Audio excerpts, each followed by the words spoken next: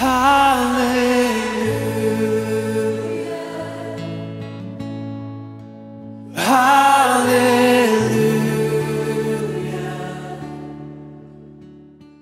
오늘은 여호와를 경외하라는 제목으로 말씀을 나누겠습니다. 오늘 말씀은 이어지는 주제로 여호와의 장막에 들어가는 사람들이 어떤 삶을 살아야 하며 또 그런 삶을 살 때 하나님께서 그들에게 어떤 축복을 주시는가 하는 다윗의 간증이라고 할 수 있습니다. 우리의 운명을 바꾸는 것은 하나님이 하시죠. 사람이 그 길을 계획할지라도 그 걸음을 인도하시는 분은 여호와 하나님이시라고 말씀하기 때문입니다. 그렇지만 그 결정은 우리의 태도에 달려있다고도 말할 수 있습니다. 하나님은 우리가 하나님을 대하는 태도에 따라 하나님은 우리를 그렇게 대하시기 때문에 그렇습니다. 시편 18편 24절부터 보면은 그것을 이렇게 설명하고 있습니다. 그러므로 여호와께서 내 의를 따라 갚으시되 그의 목전에서 내 손이 깨끗한 만큼 내게 갚으셨도다. 자비로운 자에게는 주의 자비로우심을 나타내시며 완전한 자에게는 주의 완전하심을 보이시며 깨끗한 자에게는 주의 깨끗하심을 보이시며 사악한 자에게는 주의 거스름이심을 보이시리니 주께서 공고한 백성은 구원하시고 교만한 눈은 낮추시리다. 하나님은 우리의 의를 따라 그대로 우리를 공평하게 대하시는 분이라는 말씀이죠. 그 하나님은 우리 손이 깨끗한 만큼 하나님의 거룩하심이 어떤 것인가를 우리 삶을 통해서 갚아주신다는 겁니다. 내가 거룩하게 살지도 않는데, 내가 깨끗하게 살지도 않는데 하나님의 거룩함을 알 수가 없다는 거예요. 하나님이 거룩함을 나타내 주지 않기 때문이죠. 또한 우리가 하나님의 자비를 행하면 행할수록 하나님께서 나에게 놀라운 하나님의 자비를 나타내 주신다는 것입니다. 우리가 하는 대로 나타내 주신다는 거죠. 또 주님 앞에 우리가 완전하게 살려고 하면 할수록 하나님의 완전하심이 어떤 것인가를 구체적으로 보여주신다는 거예요. 그래서 주님 앞에 깨끗하게 사는 자에게는 주의 깨끗함을 나타내 주셔서 우리가 깨끗하게 살 수 있게 하신다는 겁니다. 얼마나 놀라운 말씀이에요. 우리가 하는 의대로 하나님이 우리를 대하여 그대로 나타내 주시는 하나님이십니다. 또한 사악한 자에게는 주의 거스리심을 보이신다 그랬죠. 악하게 사는 사람에게는 하나님이 그 사람이 자기의 악한 것을 통해서 하나님의 거슬림을 당하는 어려움을 당하게 하신다는 거예요. 그 자기가 어려움을 자초하는 것입니다. 우리가 행하는 대로 하나님이 갚아주시기 때문에 그렇죠. 그러나 겸손한 백성은 구원하시고 교만한 눈은 낮추시리라고 했습니다. 그러므로 우리가 오늘 주제 말씀처럼 우리가 하나님을 높이며 경외하는 삶을 살면은 하나님께서 우리를 어떻게 대해 주시겠습니까? 바로 우리 인생을 하나님을 높이는 자에게는 우리를 높이는 것으로 대해 주신다는 거예요. 이게 신앙의 원리입니다. 우리가 하나님을 대하는 대로 하나님이 우리에게 갚아주시는 분이라는 거죠. 그래서 하나님을 경외하는 삶이라 하는 것은 하나님을 높여드리고 하나님을 찬송으로 높이며 하나님의 영광을 드러내면서 거룩한 삶을 살고 우리 여러 가지 모습으로 하나님을 경외하는 삶을 살 수 있습니다. 그러면은 하나님께서 우리 인생을 찬양으로 높여드리는 자에게는 찬양하는 자로 살게 하시고, 예배로 하나님을 경외하며 높여드리는 자에게는 예배자로 살게 하시고, 하나님을 영광스럽게 높여드린 자는 그 사람에게 하나님의 영광이 항상 떠나지 않게 해주시는 겁니다. 놀라운 말씀이죠. 그래서 우리는 올해는 하나님의 장막에서 하나님을 높이면서 그를 경외하는 삶을 통해서 우리의 삶이 하나님으로 높아지며 하나님을 경외하는 형통한 한 해가 되시기를 바랍니다. 오늘 다윗은 자기가 여호와의 장막 안에서 어떤 삶을 살았으며 또 그로 인해서 하나님께서 자기를 어떻게 형통한 인생을 인도하셨는가 하는 다윗의 고백 또는 다윗의 간증이라고 할 수 있습니다. 특별히 오늘은 그 많은 간증 중에 다윗은 특별히 자기 인생을 형통케 한 비결, 원인이 무엇이냐고 말하면은 하나님을 찬양하고 경외하는 자기 입술의 말을 통해서 자기 인생이 형통케 됐다는 것을 간증하고 있습니다. 오늘 말씀을 통해서 우리 말의 태도를 바꿈으로 인해서 우리 인생이 하나님으로 인해서 바뀌어지는 한 해를 기대해 보시기 바랍니다. 오늘 다윗이 그것을 간증하고 있습니다. 먼저 우리는 여호와를 경외하는 사람이 하는 말에 대해서 다윗의 말을 통해서 한번 봅니다. 다윗은 1절에 보면은 내가 여호와를 항상 송축하며 내 입술로 항상 주를 찬양하리라 그랬죠. 다윗은 자기 입술의 말을 통해서 하나님을 경외하는 삶을 살았습니다. 그는 하나님을 높이는 자기 입술의 말을 통해서 자기 영혼을 스스로 축복하는 삶을 산 거예요. 놀라운 인생의 비결이죠. 이거는 다윗만이 가르쳐 줄 수가 있어요. 그 삶의 경험한 사람만이 우리에게 이런 간증을 할 수 있는 거죠. 이 다윗의 간증이 여러분들의 간증이 되시기 바랍니다.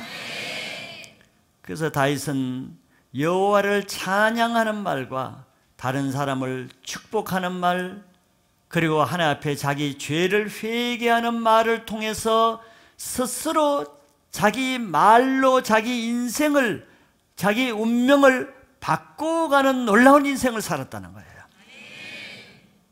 그가 큰 일을 해서 그 인생이 바뀐 것 같지만 오늘 다윗 자신의 고백을 보면은 자기가 하는 말을 통해서 자기 인생을 변화시켜 나갔다는 거예요.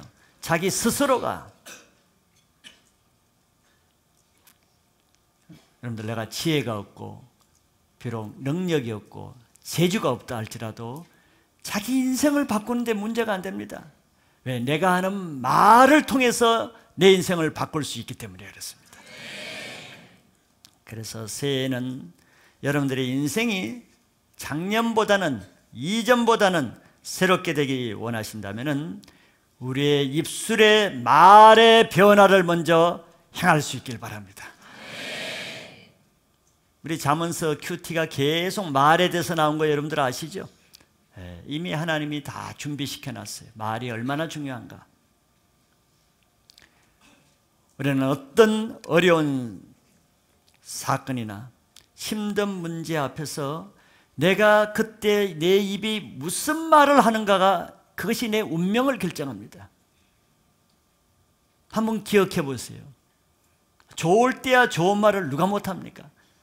좋은 음식 먹을 때야 맛있단 말을 하는 건 쉽지 않지요. 어렵지 않지요. 누구나 할 수 있습니다. 다윗이 그런 얘기를 했다는 건 아니죠. 다윗은 극도의 어려운 상황에서 도저히 감당할 수 없는 억울한 일을 만나서 가장 힘든 상황을 만나서도 다윗은 항상 좋은 말을 할 수 있었다는 거예요. 많은 사람은 어떻게 합니까? 힘든 때 악한 말을 하고 어려울 때 불평하는 말을 하니까 설상가상이란 말이 있죠. 어려운 데다가 자기 말로 자기 운명을 더 어렵게 만드는 거예요. 어리석은 자는 자기 말로 자기 운명을 악하게 만드는 것이죠. 그래서 말이 센 사람을 보세요. 말이 험한 사람을 보세요. 어떤 때, 어려울 때, 힘들 때, 사건을 만날 때 말이 힘든 사람을 보세요. 말이 센 사람은 그 인생이 셉니다. 말이 자기 인생을, 그 센 말이 자기 인생을 세게 만들고 그 악한 말이 자기 인생을 악하게 만드는 거예요. 그러나 말이 부드러운 사람, 말이 온유한 사람, 말이 선한 사람, 말이 고운 사람은 자기 영이 부드럽고 곱게 됩니다. 그 말이 자기 영을 그렇게 만드는 거예요. 2014년 올라라는 말과의 전쟁을 선포하시기 바랍니다. 악한 말과의 전쟁을 하시기 바라요. 그러면 여러분들이 자기 인생이 승리하시게 됩니다. 오늘 다윗은 세 가지 말을 합니다. 첫째는 다윗은 여호와를 찬양하는 말로 자기 운명을 새롭게 했다고 합니다.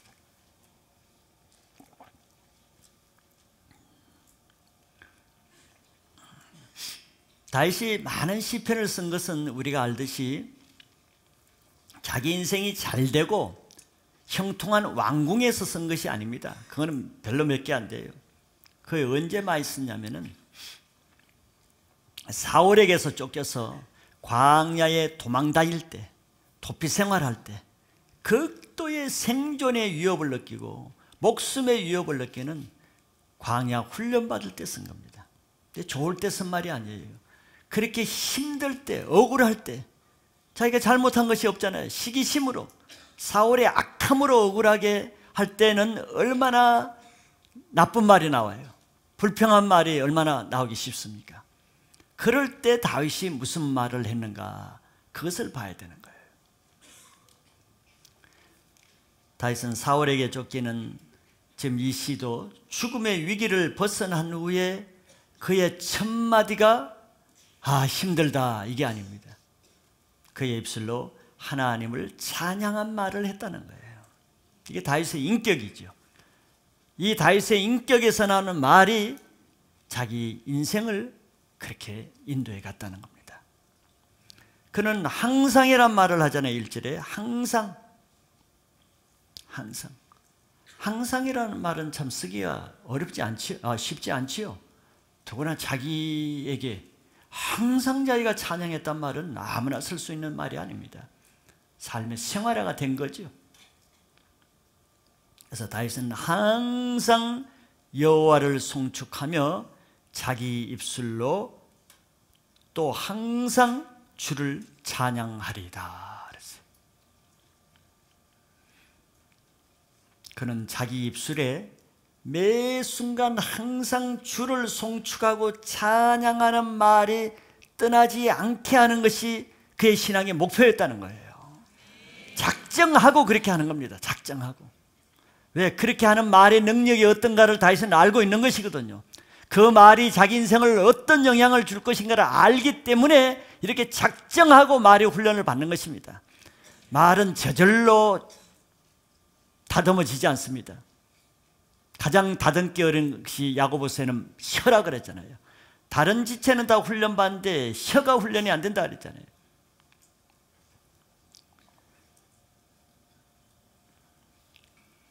그럼 매 순간 감사한 일, 힘든 일이 있을 때 먼저 하나님을 찬양했습니다. 여러분들 입술을 어떻게 훈련받는가? 첫째는 항상 찬양하는 말, 항상 하나님을 송축하는 말만 하면은 입술이 가장 아름답게 훈련될 것입니다.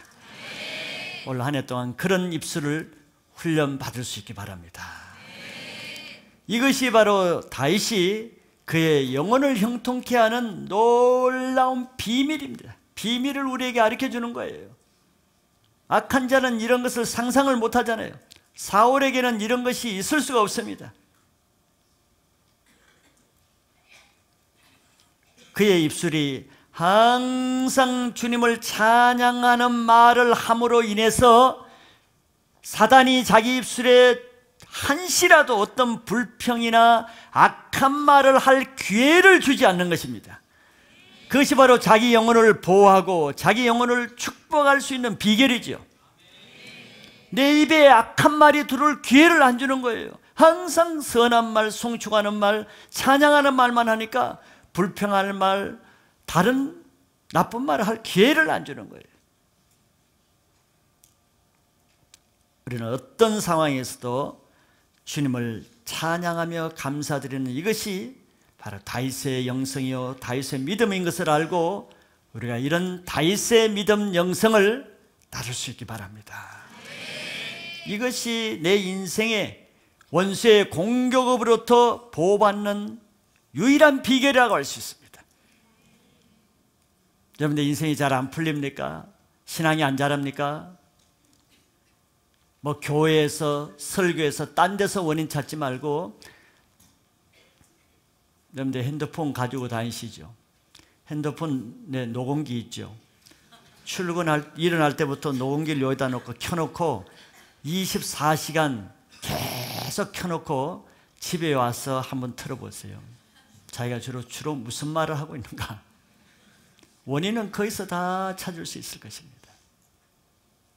성경 말씀대로 내 말이 내 운명을 바꿔놓는 것이지 다른 사람이 내 운명을 해치지 않습니다.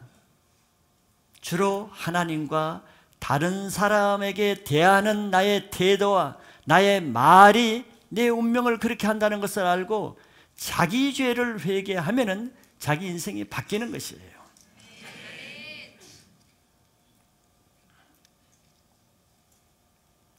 주님을 찬양하는 말에는 모든 불평과 원망과 두려운 세력들을 떠나게 하는 능력이 있습니다. 하나님의 이름을 높여드리는 그 말 자체에 권세가 있기 때문에 우리가 선포하는 말을 하는 것이 형식이 아닙니다. 믿음의 선포, 담대한 선포는 그 선포하는 말 자체에 원수들의 공격을 끊고 파쇄하는 능력이 있는 것을 믿음으로 선포할 수 있길 바라요. 또한 그것은 자기가 선포한 그 말이 자기 영혼에게 되돌아오는 능력을 가져다 준다는 것도 믿으셔야 됩니다. 원수에게도 그 능력이 나타나지만 내가 선한 말, 하나님을 찬양하는 말을 때면은 그 말의 능력, 권세가 내 영혼에 쌓이게 되는 거예요. 그런 말을 누가 듣습니까? 내가 듣습니다. 내 영이.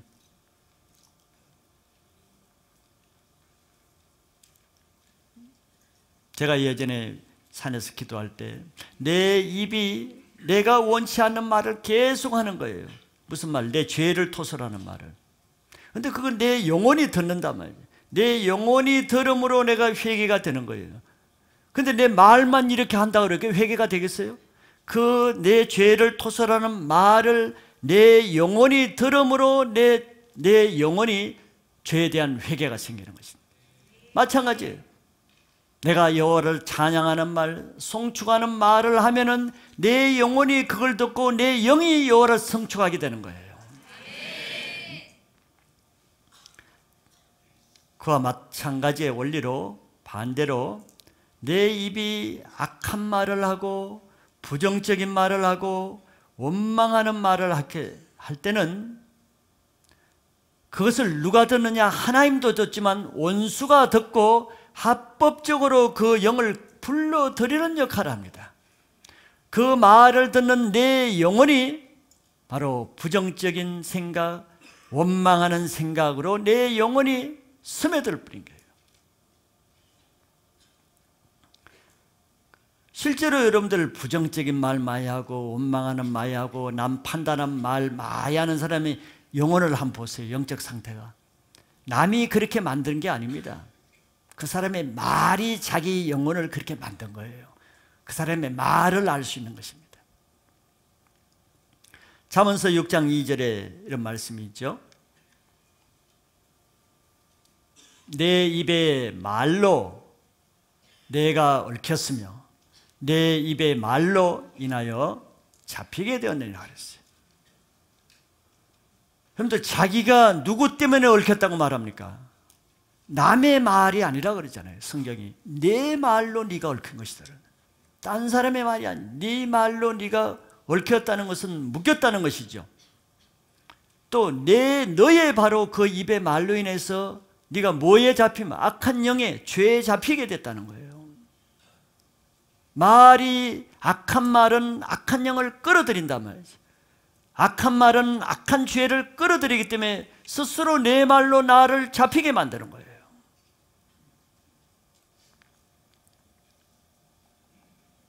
그러므로 내 입술이 항상 하나님을 찬양하는 말을 할 때는 반대로 모든 내 속에 묶여있는 악한 영의 결박과 얽혀있는 묶임들이 풀어지는 역사가 일어나는 것도 믿으셔야 됩니다. 그러니까 말이 자꾸 찬양과 긍정적인 말을 함으로 내 영이 시원해지며 풀어지며 형통하게 되며 맑게 되는 것입니다. 내 영혼이 맑아야 내가 하나님의 장막에 들어갈 수 있게 되는 것이죠. 그래서 여러분들, 우리들의 입술이 한 해 동안 하나님을 찬양하는 말을 자꾸 연습해서 셀에서도 개인적으로 만나서도 항상 하나님을 찬양하는 말을 연습하는 교제를 하시기 바랍니다. 두 번째, 다윗이 한 말은 여호와를 자랑하는 말입니다. 2절에 보면은 다윗이 내 영혼이 여호와를 자랑하리니 공고한 자들이 이를 듣고 기뻐하리로다 그랬습니다. 다윗은 특별히 하나님을 자랑할 일이 많아서 자랑할 수 있었겠습니까? 그렇게 생각하면 안 되죠. 오히려 반대일 경우가 많았겠죠. 여러분들 중에 다윗처럼 그렇게 시기심 때문에 광공을 쫓겨나서 아무 죄도 안 짓고 십수년간 억울한 망명자 삶을 살 만큼 억울한 인생이 과연 얼마나 있어요? 결코 찬양할 상황은 아닙니다. 악한 사람 같으면 하나님을 삿대질했지. 내가 하나님께 이렇게 했는데 겨우 이렇게 나를 대해 주십니까? 이렇게 말할 처지죠. 그런 다윗이 하는 말입니다. 다윗이 왕궁에서 하는 말이 아니에요. 이것은 광야 어려울 때 아직도 사울의 억울함을 당할 시점에서 하는 얘기입니다. 그럼에도 다윗은 자기에게 일어나는 모든 상황 형편으로 하나님을 자랑하는 거예요. 하나님을 자랑. 지혜롭죠. 내 상황이 어렵다고 불평하고 하나님 원망하면 내 인생을 자폭시키는 겁니다. 내 영혼을 더 비참하게 만드는 것뿐이에요. 지혜롭지 못한 사람이죠.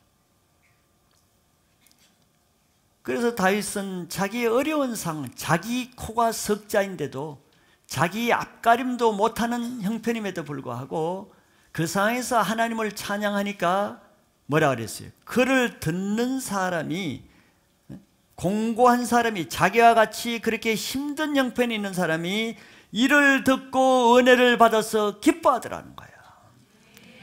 내 코가 석자인데도 내 문제가 아직 해결되지 않아도 다윗은 자기 입술을 통해서 많은 공고한 자, 억울한 자, 환난당하는 자, 핍박당하는 자에게 회복과 기쁨과 감사를 증거하는 아름다운 복음을 전하는 자로 사는 거예요.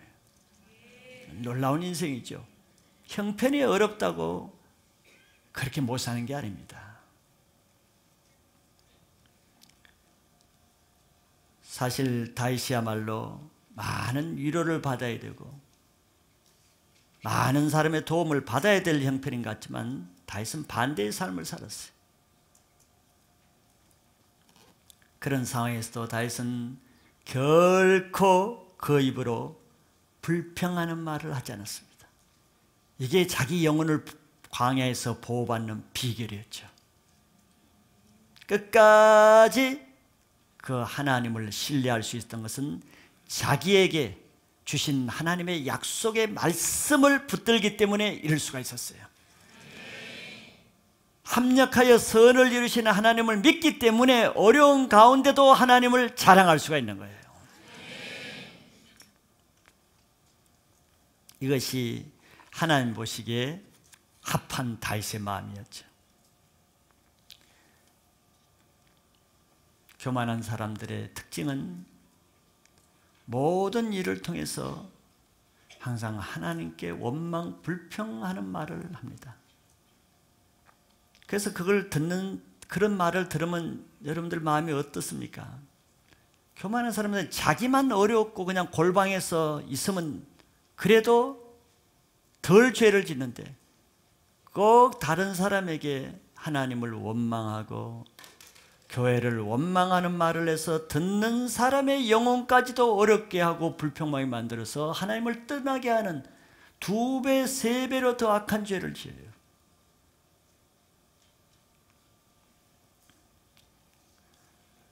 이것이 자기 영혼을 결박당하게 만드는 거예요. 악한 사람은 자기 말로 자기 형편을 지옥에 내려가게 하는 거죠. 마태복음 12장 37절에 예수님이 이렇게 말씀했습니다. 내 말로 의롭다함을 받고 내 말로 정죄함을 받으리라 그랬습니다. 내가 행위가 좀 부족하고 인격이 좀 부족할지라도 내가 하나님을 찬양하고 하나님을 자랑하는 말을 하면은 하나님이 그 말을 듣고서라도 나를 의롭다함을 인정해 주겠다는 거예요. 이 말은 뭐겠어요? 하나님이 우리 말을 좀 의로운 말을 하기를 얼마나 원하신다는 것을 알 수 있죠. 그리고 예수님은 내 말로 정죄함을 받으리라. 네가 다른 건 다 잘해놓고도 끝에 가서 꼭 그 악한 말 한마디 그것 때문에 네가 정죄받는다. 그렇게 좋은 일 실컷 해놓고 꼭 말이 부정적이고 악해서 그 말 때문에 네 인생이 그렇게 된다는 거예요.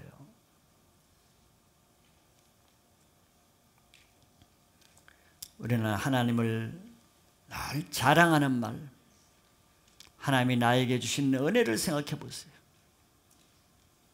이 자리에 있다는 것만 해도 은혜 아닙니까? 은혜를 생각하면은 자랑이 저절로 나오죠. 좋으신 하나님, 자비의 하나님, 이런 죄인까지도 사랑해 주시는 사랑의 하나님, 이 자리에까지 있게 하시고, 이렇게 하면 자랑하는 말이 저절로 나오면은 내 입이 저절로 정화가 돼서 불평하는 말이 뚝 끊어지는 거예요. 불평하는 말을 끊으려면 힘들잖아요. 근데 내 입이 자랑하는 말, 찬양하는 말을 하면은 저절로 끊어지는 것이죠. 그래서 내가 하나님을 자랑하는 말을 하면은 그것이 그 하나님을 내 영혼에 가까이 모시는 비결이 됩니다. 내가 하나님을 어떻게 가까이 모시겠어요? 내가 하나님을 찬양하고 하나님을 경배하고 하나님을 자랑하는 말을 통해서 하나님이 내게 가까이 오시게 하는 거죠. 그래서 어떤 상황에서도 올 한 해는 어떤 상황에서도 하나님을 찬양하고 감사하는 말만 할 수 있기 바랍니다. 여호와를 자랑하는 말은 듣는 사람 하여금 생명을 얻게 하고 낙심한 자에게 소망을 주고 상처받은 자에게 치유를 주는 영혼을 살리는 역할을, 내가 다른 힘을 안 들여도 입술의 말 한마디로 영혼을 구원하기도 하고 영혼을 회복하기도 하고 생명을 얻게 하는 놀라운 일을 하기도 하고, 반대로 내가 가만히 앉아서 안 하면 될 그 한마디 악한 말을 함으로 멀쩡한 영혼을 시험 들게 하고 상처받게 해서 하나님으로부터 근심이 되는 인생이 되지 않아야죠. 그렇기 때문에 우리는 내 영혼을 보호하기 위해서는 이기적이라서 그런 것이 아니라 하나님을 불평하는 자와는 멀리하고 늘 하나님을 자랑하는 자와 가까이 있어야 내 영혼의 형통함을 내가 보호받을 수 있습니다. 그래서 주를 사랑하고 주를 기쁨으로 따르는 자와 항상 함께하라고도 성경이 권면하고 있어요. 말이 험하고 부정적인 사람 옆에 있으면 그 말을 들으면 들을수록 내 영혼이 쇠하게 됩니다.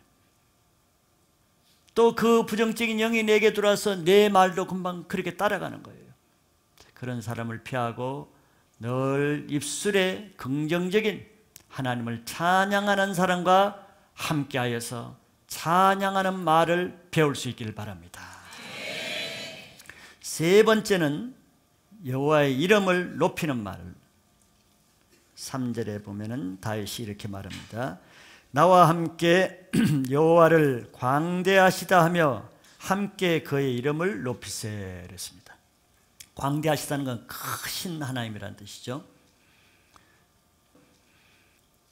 근데 다윗은 자기 혼자만 하나님을 찬양하고 높이는 것이 너무 아쉬운 거예요. 그거로 마음이 차지 않는 거예요. 이렇게 좋으신 하나님, 이렇게 크신 하나님을 자기 혼자만 이렇게 하는 것이 너무 안타까워서 무슨 말을 합니까? 이 말을 듣는 사람에게 함께 나와 함께 그의 이름을 좀 같이 높이자는 거예요. 다시 얼마나 하나님을 높이고 싶은 마음이 가득했으면은 자기 외에 하나님을 믿는 사람들을 다 끌어 들어가지고 같이 좀 하나님을 높이는 일을 좀 해보고 싶은 거예요. 여러분들 그런 마음이 있으면은 셀에서든지 어떤 모임에서 같이 합심해서 기도를 통해서든지 찬양을 통해서든지 말씀을 통해서든지 하나님이 두세 사람이 같이 할 때 내가 그곳에 있다 그랬잖아요. 그래서 하나님을 같이 한 목소리로 높이는 교회가 되기를 바랍니다. 예수님도 주기도문에서 기도할 때 제일 먼저 하나님의 이름이 거룩히 여김을 받으시오며 이렇게 기도하라 그랬잖아요. 이게 하나님의 이름을 높이는 기도거든요.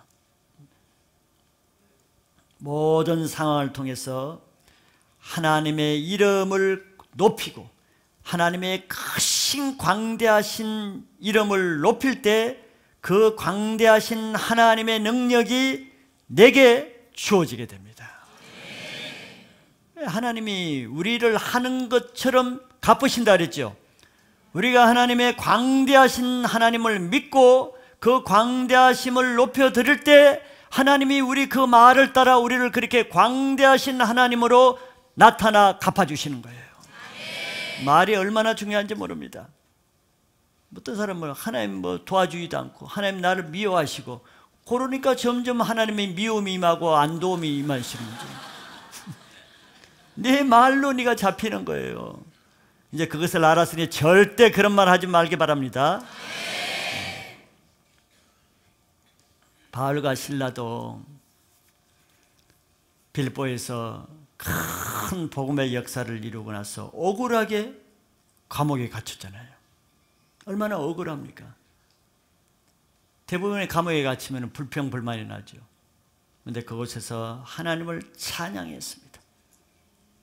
그 입술로 불평하지 않고 감옥에서 두 사람이 밤새도록 새벽까지 찬양을 할 때 아마 능력의 하나님을 찬양했겠죠. 광대하신 하나님을 찬양했죠. 했겠죠. 왜? 그 결과를 보면은 옥문이 터져버렸잖아요. 왜 그 옥문이 터질까? 옥문을 터뜨릴 수 있는 능력의 하나님을 찬양했으니까 하나님이 그렇게 응답하신 거죠. 그러니까 간수가 구원받는 놀라운 역사가 일어났잖아요. 우리가 무슨 말로 하나님을 찬양하느냐에 따라서 그 하나님을 찬양한 그 말이 내게 임한다는 것을 믿으셔야 돼요. 이렇게 하나님을 우리가 가까이 하면은 하나님은 언제든지 우리와 가까이 하신다는 것을 믿어야 됩니다. 하나님 멀리 계신 분이 아니에요. 가장 어려운 상황에서도 여호와 이름을 찬양하는 것을 하나님이 더 귀히 보시기 때문에 어려운 가운데서도 불평하지 않고 찬양하는 그런 찬양은 거의 다 놀라운 능력으로 나타납니다. 여기 바울 신라도 봤지만 다윗의 경우도 보고 많은 사람이 그런 거죠. 여러분들 어떤 어려움이 있습니까? 불평이 나올 만한 상황이 있습니까? 오늘 말씀은 그분들을 위한 것입니다. 힘든 일, 근심되는 일, 어려운 일, 오늘 기도 가운데 계속 기도 한두 시간 동안 하나님을 마음껏 찬양하시면은 그 하나님이 그분에게 임할 것입니다. 그래서 우리 입술로 하나님을 찬양할 때 우리 어둠에 갇혀있는 자기 인생의 옥문이 터지는 능력을 체험하시기 바랍니다. 큰 두 번째는 여호와를 경외하는 자, 하나님을 찬양하는 입술을 가진 자에게 어떤 복을 주시는가 두 번째 봅니다. 다윗은 자기가 항상 여호와를 송축하고 항상 하나님을 찬양할 때 하나님이 자기를 어떻게 대하셨는가 그걸 간증하고 있습니다. 4절부터 보면은 4절에는 모든 두려움에서 건지셨다 그랬어요. 첫째, 내가 여호와께 간구하매 내게 응답하시고 내 모든 두려움에서 나를 건지셨도다. 내가 여호와께 간구하매라는 이 말은 앞에 1, 2, 3절을 전제하고 있는 것이죠. 앞에 1, 2, 3절을 맨날 여호와께 불평하고 원망하다가 간구했더니 이런 뜻이 아니란 말이지. 항상 여호와를 송축하고 찬양하고 자랑하고 이런 삶을 사는 가운데 내가 여호와께 간구했더니 이런 뜻이겠죠. 그렇게 할 때 내게 응답하시고 내 모든 두려움에서 나를 건지셨도다. 두려움에서 건졌대요. 참 다윗이 인간적이었다면은 다윗은 참 평생 두려움을 떠나보낼 수 없는 너무 많은 공격을 받았어요.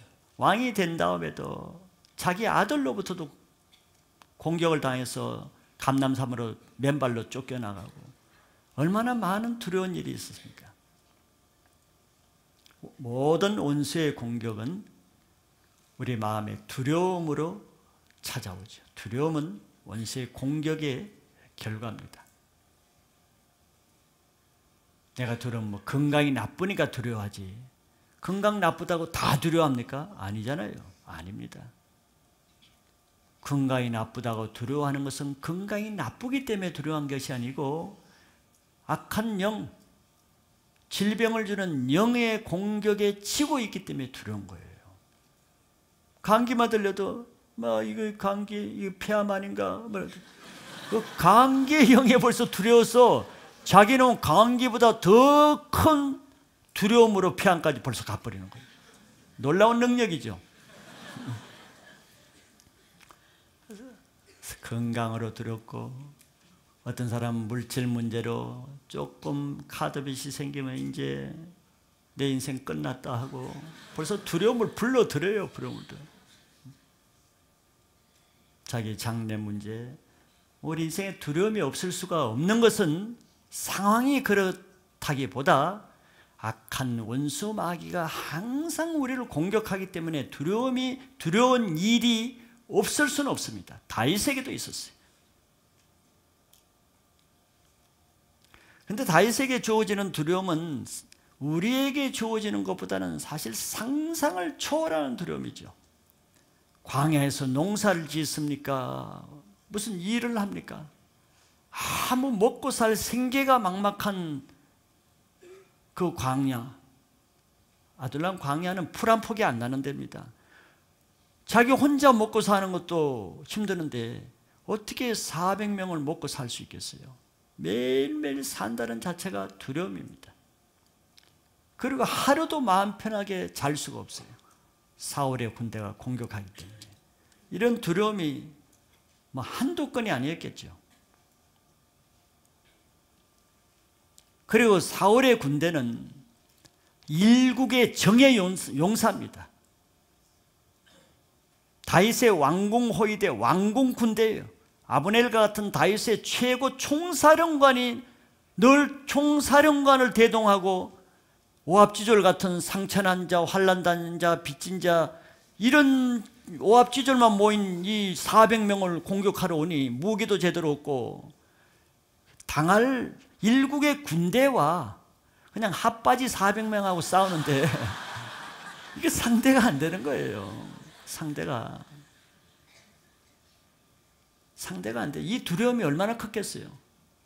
사울은 죽이기로 작정하고 지금 공격하는데 모든 정예 용사를 뽑아서 오는데,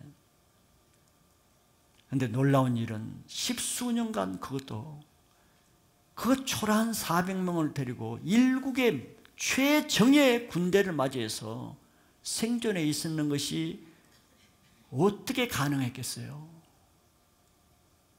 군대의 힘이 아니죠. 그 엄청난 두려움의 문제, 한 번만 공격해도 한 번에 그냥 박살날 그런 상황, 두려움이 어떻게 해결됐냐면 그때마다 여호와의 이름을 송축함으로 하나님께 기도할 때 그 두려움에서 건진받는 하나님의 능력을 체험했다는 거예요. 왜? 그때는 만군의 여호와 되신 하나님의 능력을 찬양했겠죠. 천군 천사를 보내달라는 하나님의 군대를 찬양했겠죠. 그러니까 자기 군사의 힘은 약했지만 하나님의 능력으로 그걸 이길 수가 있었는 거죠. 다윗이 이런 어려운 상황에서도 하나님의 광대하심을 찬양할 때 그 광대하신 하나님의 군대가 사울의 군대를 막아주신 겁니다. 이렇게 하나님을 찬양하는 사람의 기도는 능력이 있어요. 평소에 일주일 내내 불평하다가 금요 예배 모처럼 와서 기도할 때 기도 안 되죠? 그건 당연한 거예요.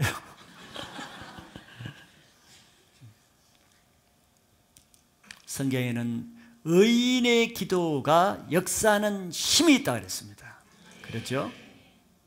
평소에 내가 하나 앞에 의로운 삶으로 하나님을 찬양하는 삶을 살면서 하는 기도가 역사하는 능력이 있는 거예요. 여러분들 기도의 능력, 하나님의 권세를 체험하길 원한다 그러면은 평소에 내 삶이 여호와를 찬양하고 여호와의 권세를 믿고 인정하고 그 여호와의 군대를 찬양하고 높여드리고 자랑하는 말을 할 때 그 여호와의 능력이 나에게 임할 것입니다.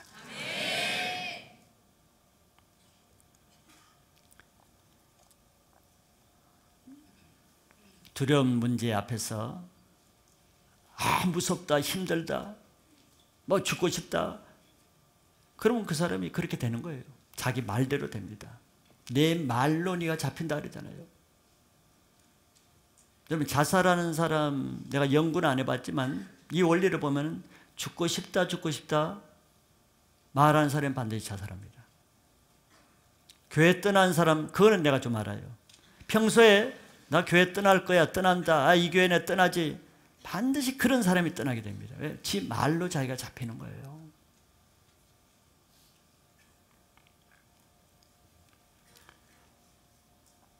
그래서 두려움을 당할 때는 반대로 그걸 이기기 위해서는 하나님을 찬양하는 말, 두려움보다도 더 크신 하나님의 이름을 높이는 말을 할 때 두려움이 순식간에 없어지는 겁니다.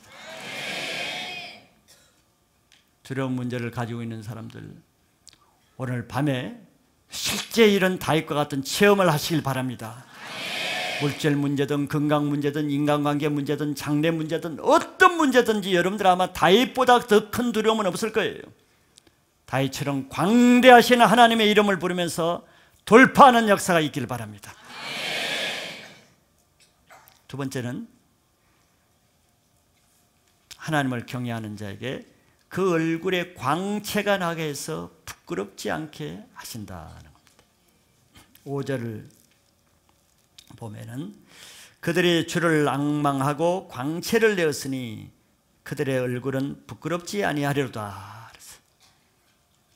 그들이라 그랬죠. 이제는 단수에서 복수로 그들이라 그랬죠. 아까 함께 광대하신 여호와를 자랑하자 그랬죠. 함께. 그래서 함께 해야 돼.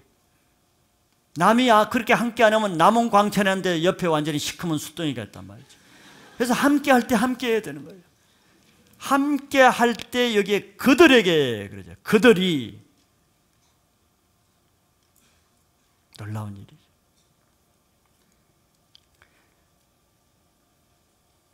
우리 하나님의 이름을 광대하심을 선포하는 자에게 그 얼굴에 하나님의 영광의 광채가 나게 한다는 것을 믿으시기 바랍니다. 이거는 그냥 얼굴 빛만 좋아진다는 그런 물리적인 문제가 아니고 그 광채는 그동안에 그 얼굴을 잡고 있던 어둠의 세력이 떠나가고 하나님의 임재가 나타난 하나의 현상입니다. 영적인 현상이죠. 사람의 영적 상태는 얼굴에 나타나거든. 얼굴과 눈에 다 나타나죠. 이거는 믿지 않는 사람도 알죠. 혈색이 좋다, 얼굴이 어둡다, 밝다. 믿지 않는 사람도 압니다. 얼굴에 광채가 났다는 것은 하나님의 임재가 있으면은 금방 얼굴 빛이 달라집니다.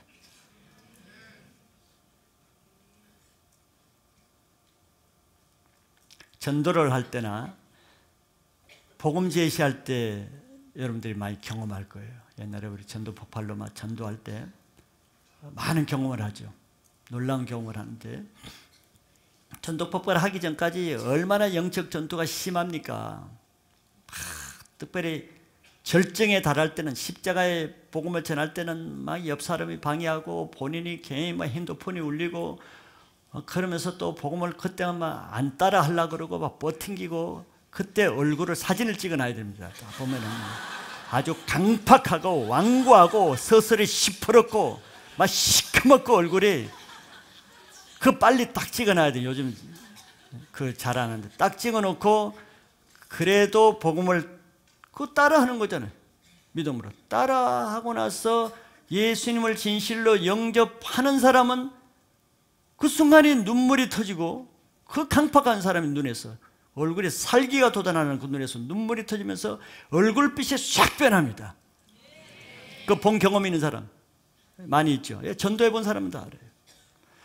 그걸 볼 때 나는 진짜 두려운 거예요. 하나님이 살아계시구나.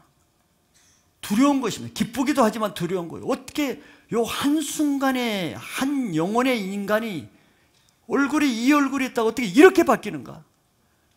그리고 그 다음부터 말을 하면 완전히 사람이 부드러워져 가지고 옛날 모습이 없는 거예요. 그 악인이 완전히 어린애가 되어 있는 거예요. 말투부터 달라져서 눈빛이 달라지고. 사람이 입으로 할 수 있습니까? 놀라운 일이에요. 이 전도하는 맛은 그런 데 있거든요.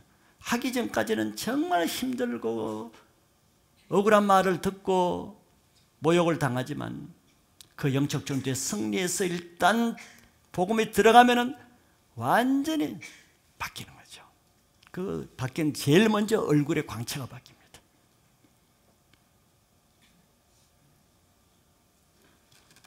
하나님을 원망하는 말을 하는 사람들, 부정적인 사람, 비판적인 사람 얼굴을 현미경으로 자세히 보세요.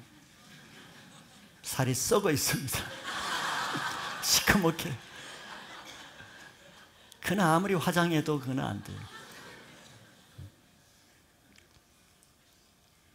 그리고 영적으로는 그런 얼굴에는 다 두려움이 잡혀 있습니다. 부정적인 두려움이 다 깔려 있어요. 어두움이 깔려 있습니다. 그것은 바로 악한 영에게 얼굴이 잡혀 있기 때문에 그 영이 잡혀 있으면 얼굴에 나타나는 거예요. 근데 그런 사람이라 할지라도 찬양할 때, 말씀을 받을 때 또는 기도할 때 회개가 터지거나 은혜를 받으면은 금방 그 사람의 얼굴이 바꿔집니다. 오늘도 얼굴 썩은 사람들 오늘 치유받고 돌아가길 바랍니다. 치유받으면 평생 화장품 값 아끼는 거예요.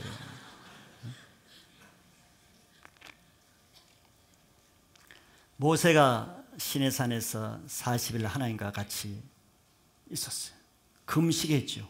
아무것도 영양가 있는 거 먹지 않았습니다. 분도 바르지 않았어요. 금식만 했습니다. 40일 동안. 40일 안 해봐서 여러분들 감이 안 들었죠. 그런데 내려왔을 때는 사람들이 그 얼굴을 볼 수가 없었어요. 얼굴에 광채가 났기 때문에. 왜 광채가 났는데 볼 수 없을까? 우리가 태양을 볼 수 없듯이 마찬가지죠. 죄인은 어둠에 있는 사람은, 어둠의 눈을 가진 사람은 하나님의 광채를 볼 때 두려워서 못 봅니다. 빛이 강해서도 못 보지만.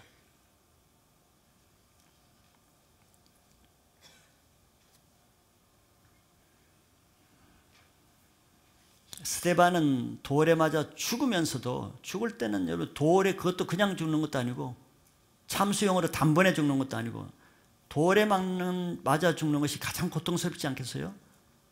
물론 한 방에 뭐 급소를 맞아서 딱 죽으면 괜찮은데 수없이 맞고 살아있을 때는 그 얼굴이, 어떤 얼굴이 찡그리고 오만 괴로움을 다 나타나겠죠. 근데 스데반은 돌에 맞아 죽었거든요. 돌에 사람들이 뭐 잘 맞추면 괜찮은데 못 맞춰가 발가락에 맞히고 손가락에 맞히고 코만 터지고, 그런데도 스데반의 얼굴은 천사와 같이 빛났다 그랬어요. 이게 하나님의 광채죠. 올해는 여러분들의 얼굴에 하나님의 광채가 먼저 임재하시기 바랍니다. 광채가 임재하지 않는다는 것은 어둠의 영에 내가 잡혀있는 것이기 때문에 그는 중요한 문제입니다. 하나님을 불평하고 하나님을 원망하면은 그 얼굴이 어둡고, 얼굴이 어두우면은 여러분들 어두움의 길로 다닐 수밖에 없습니다. 그러나 그런 얼굴도 계속 다윗처럼 하나님을 찬양하는 말을 하고 여호와를 송축하고 하면은 가장 먼저 나타나는 것이 마음이 평안해지고, 마음의 분노, 괴로움, 불평들이 없어지면은 마음의 표현이 얼굴로 나타나서 얼굴이 온화해지고 부드러워지고 밝아지면서 여러분들 하나님의 임재로 들어가게 됩니다. 올 한해는 여러분들의 얼굴을 자기 말로 바꿀 수 있기 바랍니다. 그래서 자기 얼굴은 자기가 책임지세요. 자기 말로 책임지고 화장품으로 책임지지 마세요. 그거는 안 됩니다. 마지막으로 하나님이 주신 축복, 메인 축복, 가장 큰 축복, 천사로 진치게 하시는 축복을 줍니다. 6절 7절 같이 한번 읽을까요? 6절 7절 시작. 이 공관자가 부르짖음에 여호와께서 들으시고 그의 모든 환난에서 구원하셨도다. 여호와의 천사가 주를 경외하는 자를 둘러 진치고 그들을 건지시는도다. 아멘. 나는 이 말이 참 좋습니다. 7절 말씀. 올해 혹시 이 구절이 있었어요? 이 구절 뽑은 사람 7절. 세 사람은 있어야 되는데 안 넣은 거예요? 이 중요한 말씀을? 내년에는 이걸 넣어서 내가 뽑아야겠네.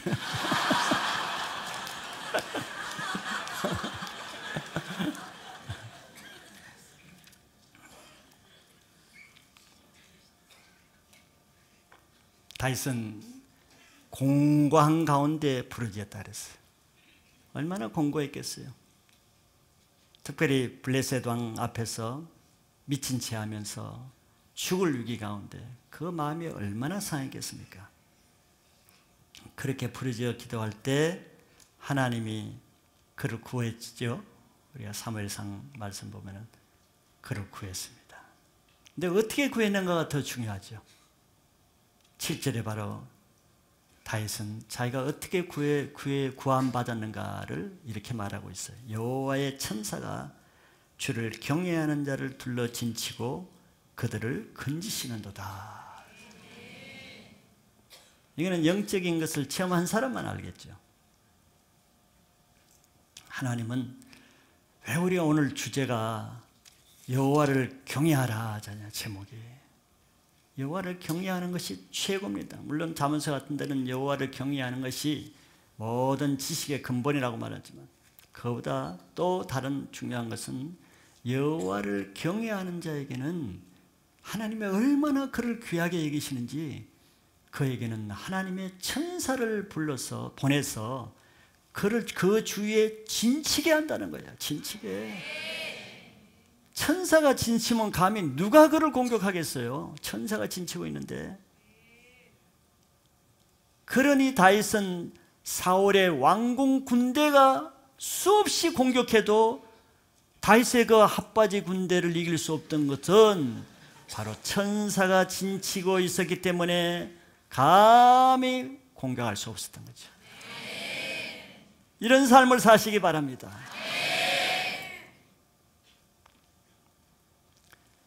그 천사가 한 천사만 있어도 그 한 천사가 수천 수만의 군대를 물리칠 수 있습니다.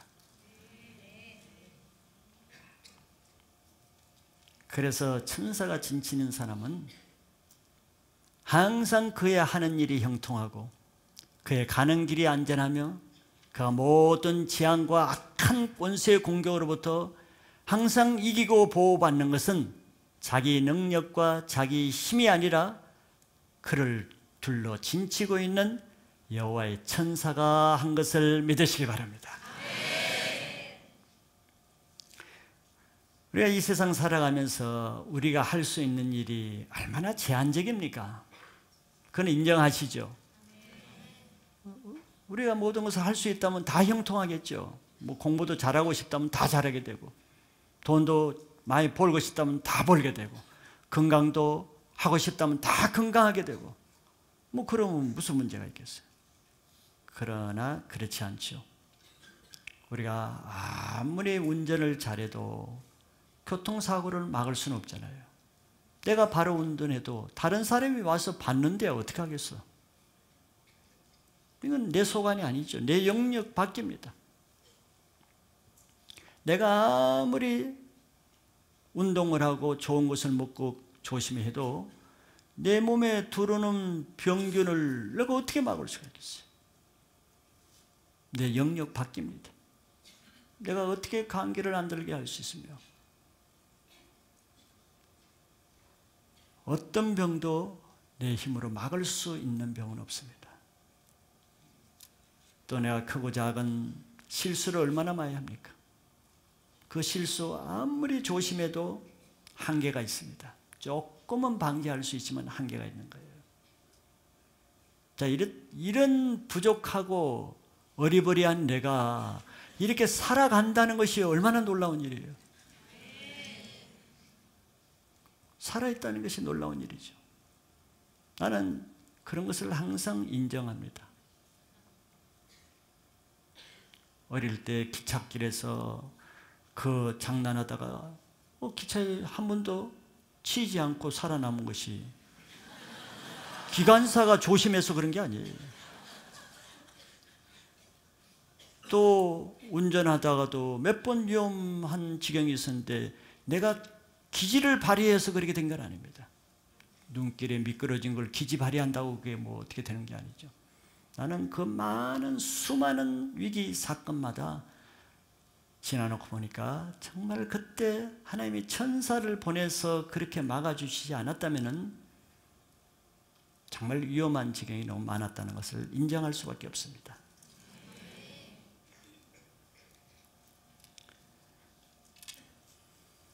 그러나 우리가 죄를 짓고 하나님을 근심케 하고 내 입술이 악한 말을 하면은 하나님은 그 천사를 철수시킵니다. 천사가 떠나가면은 우리 인생이 갑자기 무기력하고 살맛이 안 나고 절망하고 분노가 생기고 짜증나고 의욕이 없어지죠. 거기에다가 악한 영이 둘러 진치게 되죠. 우리가 씨 뿌리는 자의 비유에서 첫째 비유, 길가의 밭을 비유했는데, 길가의 밭은 말씀을 못 받는 자죠. 마음이 강팍하게 길가처럼. 이런 사람 주위에는 뭐가 진치고 있어요?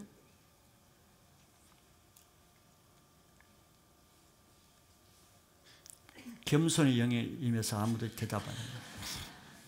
새가 진치고 있죠.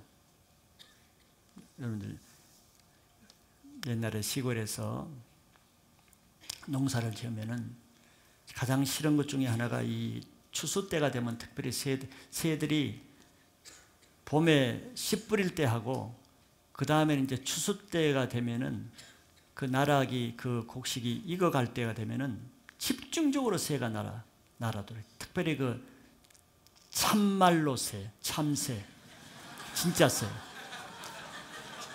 그 아주 진짜 새가 날아가지고 나락을 다 쪼아먹는 거예요. 그럼 이제 어른들이 그 새 쫓으라가 요즘처럼 뭐 농약이 있습니까? 뭐가 있습니까? 그런 거 추수 때가 되면은 이슬이 내린단 말이에요. 새벽에 가려면. 나는 삼배바지 그거 하나 있고 그 논두렁 가면은 이슬이 여기 다 하는 거예요. 그런 거 새 쫓느라고 새와의 영적 전투를 벌이는 거예요. 근데 새는 항상 먹을 것이 있는 그 주위에 옆에 그 논두렁에 진을 치고 있어요. 내가 가기만을 바라지. 내가 지쳐가지고 빨리 가기만을 가라. 가자마자 바로 들어와서 공격합니다. 그 길가밭이 그런 비유거든요. 마음이 강팍하고 길가와 같이 딱딱하고 강팍하고 완고하고 고집세고 이런 사람은 말씀을 뿌릴 때 새가 와서 먹어버린다 그러잖아요. 새가 그런 사람을 다 알잖아요. 마귀는 그런 사람이 누군가를 알고 그 옆에 딱 앉아있거든. 진치고 있거든. 그래서 주일날 말씀하면 싹 가지고 나갈 때 오늘 제목이 뭐지? 기억도 안 나는 거야. 새 밥 주고 오는 거예요. 맨날 주일마다. 새 밥 주러 오는 거예요. 그 사람은. 새 키우는 거지. 근데 말씀 잘 받는 사람 중에는 새가 다 굶어가지고 옆에 떨어져 있어. 다 굶어가지고 먹을 것이 없어가지고. 그 사람은 새 주워 가는 거지. 이렇게. 그런 원리란 말이죠. 우리가 하나님을 근심케 하고 또 악한 말을 하고 불평하면은 천사가 떠나면서 내 주위에 악한 영이 둘러진치게 됩니다.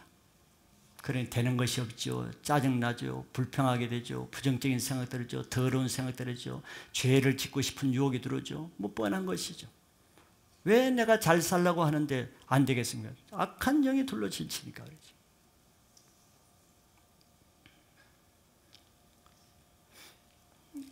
그래서 우리는 악한 영을 나가라, 쫓아라, 나가라 그 힘 빠지죠. 그보다 더 쉬운 방법은 하나님의 천사가 둘러 진쳐놓으면 악한 영이 오라 그래도 못 오는 거예요. 천사가 어떻게 둘러 진치니까? 바로 하나님을 경외하는 자에게 하나님의 천사를 둘러 진치게 한다니까. 올라느나 하나님을 찬양하는 말, 하나님을 송축하는 말, 하나님을 높이고 자랑하는 말을 함으로써 여러분들 주위에 천사가 가득 진쳐서 악한 영과는 이별하게 되는 놀라운 인생이 되시길 바랍니다. 그래서 2014년도 한 해는 24시간 내 입술에 항상 하나님을 찬양하는 말이 되어서 한순간도 악한 말이 들을 틈이 없게 입을 막으시기 바랍니다. 그래서 우리를 돕는 천사와 함께 하나님이 하는 일에 항상 승리해 보고 이긴 간정, 이 다윗의 간정이잖아요. 우리도 이긴 간정을 해서 우리는 많은 간정문을 서서 하나님께 영광 돌리는 놀라운 한 해가 여러분들에게 임할 것을 믿고 선포합니다.